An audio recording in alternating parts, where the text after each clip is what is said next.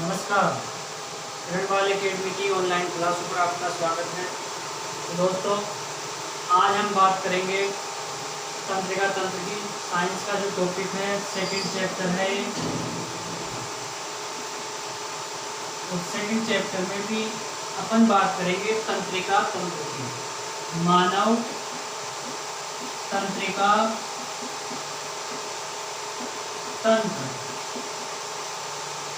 दोस्तों, जो मानव तंत्रिका तंत्र है, ये एक बहुत ही महत्वपूर्ण अंग है और आज हम इसके बारे में बात करेंगे। तो चलो दोस्तों, बात करते हैं इसके बारे में। तो ये मुख्य रूप से दो प्रकार की होती है। पहला होता है इसका परिधीय तंत्रिका तंत्र, और दूसरा जो होता है वो दूसरा होगा केंद्रीय तंत्रिका तंत्र। दो प्रकार की होती है। आज हम बात करेंगे केंद्रीय तंत्रिका तंत्र की। केंद्रीय तंत्रिका तंत्र क्या होता है, कितने प्रकार का होता है, किस किस से मिलकर बना हुआ होता है, इसके बारे में अपन पढ़ेंगे।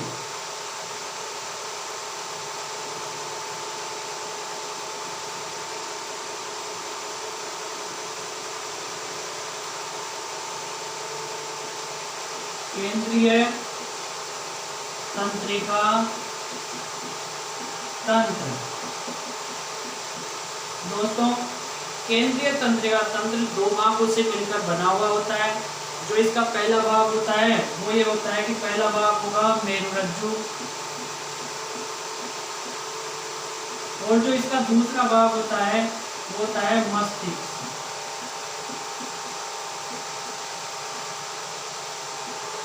जो केंद्रीय तंत्रिका तंत्र है वो मेरुरज्जु एवं मस्तिष्क से मिलकर बना हुआ होता है।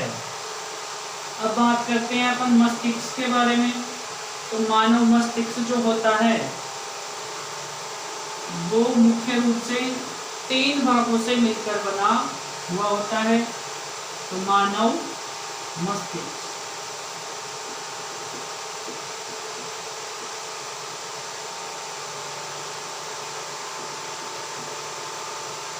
देखो इसके बारे में सबसे पहले थोड़ा बहुत जान लो कि जो मानव मस्तिष्क होता है उसका जो वजन होता है वो लगभग 1.5 किलो के लगभग होता है।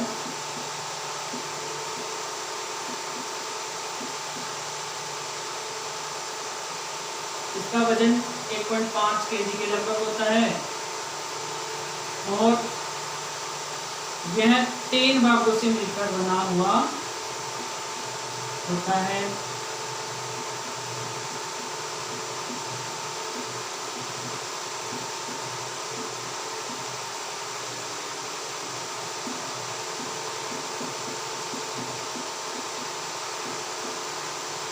दोस्तों, 3 भागों से मिलकर बना हुआ था मस्तिष्क। पहला भाग होता है इसका अग्र मस्तिष्क,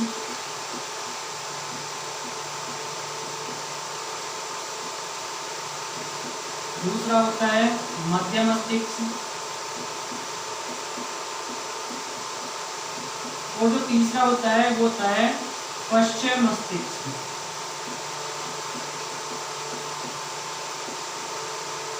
इन तीनों से मिलकर मस्तिष्क का निर्माण होता है। तो अपन एक एक को करके बात करते हैं, एक एक के बारे में जानकारी प्राप्त करेंगे। तो पहला जो होगा वो अग्र मस्तिष्क होगा। तो अग्र मस्तिष्क कैसे होता है, किससे मिलकर बना हुआ होता है, ये देखो। देखो दोस्तों, जो अग्र मस्तिष्क होता है वो भी 3 भागों से मिलकर बना हुआ होता है। पहला भाग होता है इसका, पहला भाग होगा प्रमस्तिष्क, और जो दूसरा भाग होगा वो होगा थैलेमस, और जो इसका तीसरा भाग होता है वो होता है हाइपोथैलेमस।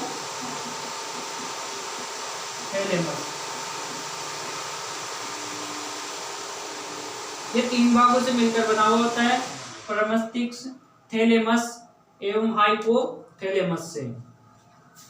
अब बात करते हैं प्रमस्तिष्क की। जो प्रमस्तिष्क होता है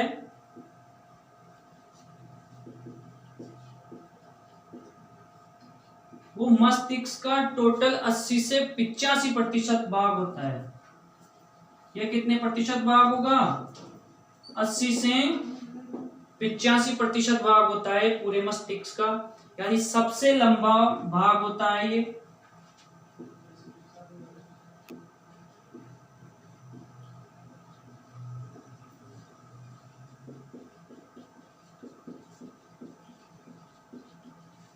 सबसे लंबा भाग होता है और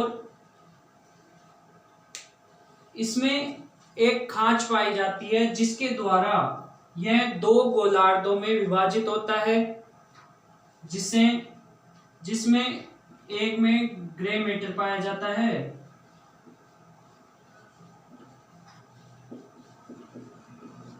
और दूसरे में व्हाइट मैटर पाया जाता है।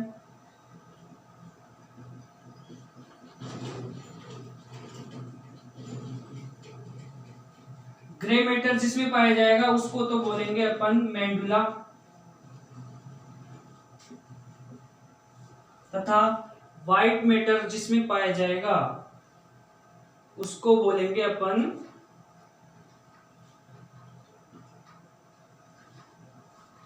व्हाइट मैटर जिसमें पाया जाएगा उसको बोलेंगे मध्यांश।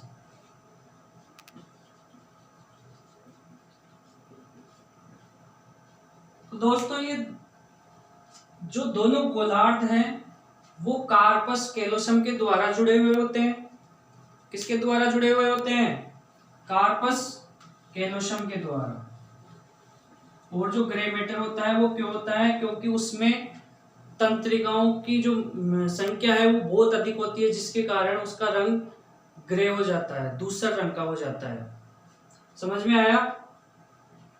अब जो बात करेंगे थैलेमस की, तो थैलेमस जो होता है वो मध्य मस्तिष्क के ऊपर पाया जाता है और जो हाइपोथैलेमस है वो अग्र मस्तिष्क के डाइएन्सेफेलोन पर पाया जाता है।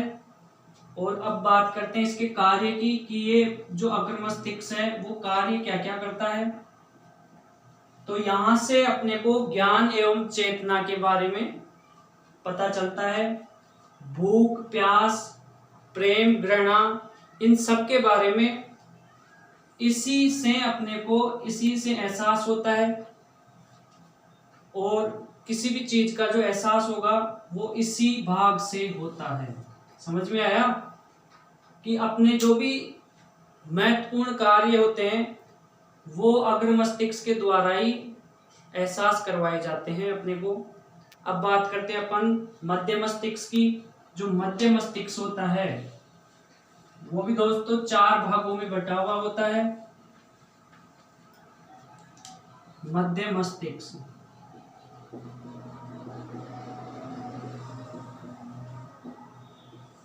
यह 4 भागों में बटा हुआ होता है और प्रत्येक भाग को क्या कहेंगे अपन?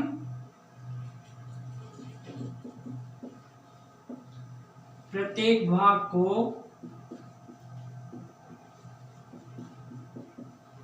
कार्पोरा क्वाड्रिजेमिन कहते हैं। कार्पोरा क्वाड्रिजेमिन कहते हैं। अब इसमें भी दोस्तों जो ऊपर वाले भाग होते हैं 2 वो दृष्टि के होते हैं। ऊपर वाले भाग और जो नीचे वाले भाग होते हैं वो श्रवण शक्ति के होते हैं, सुनने की क्षमता के रूप में होते हैं वो। तो श्रवण शक्ति के रूप में होते हैं। समझ में आया? जो मध्य मस्तिष्क है वो 4 भागों में बटा हुआ होता है।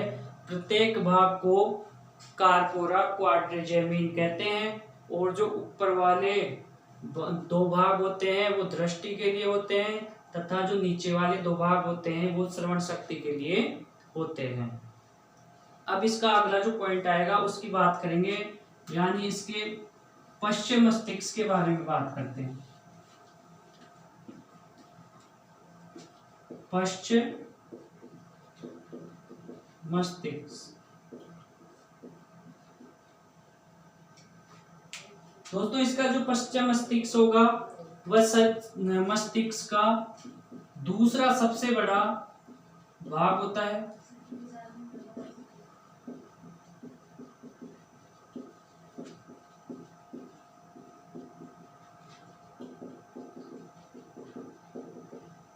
दूसरा सबसे बड़ा भाग होता है और इसमें दोस्तों इसमें अपन ऐच्छिक व अनैच्छिक क्रियाओं पर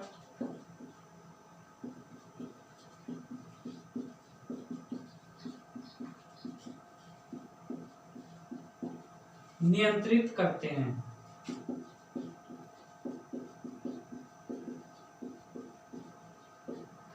ऐच्छिक क्रियाएं तो वो होगी कि अपने जैसे हाथ पैर की क्रियाएं होती है वो ऐच्छिक होती है, अपनी इच्छा के अनुसार होती है।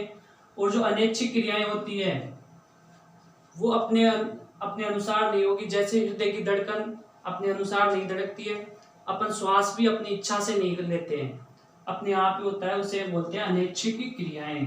और ऐच्छिक क्रियाएं वो बोलेंगे जिस जो अपन अपनी इच्छा से कर सकते हैं। जैसे मैं हाथ को हिलाता हूँ तो अपनी इच्छा से हिला रहा हूँ, लेकिन जो हृदय की धड़कन है वो अपनी इच्छा से नहीं धड़का सकता। अब देखो इसका जो मध्यांश भाग है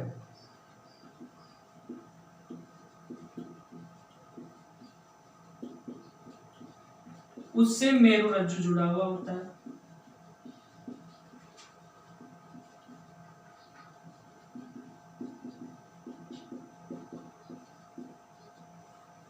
मध्यांश से मेरुरज्जु जुड़ा हुआ होता है और मेरुरज्जु का जो महत्वपूर्ण कार्य है वो यह है कि अपने मस्तिष्क से जो तंत्रिकीय आवेग निकलते हैं वो मेरुरज्जु के द्वारा ही अपने विभिन्न अंगों तक पहुंच पाते हैं।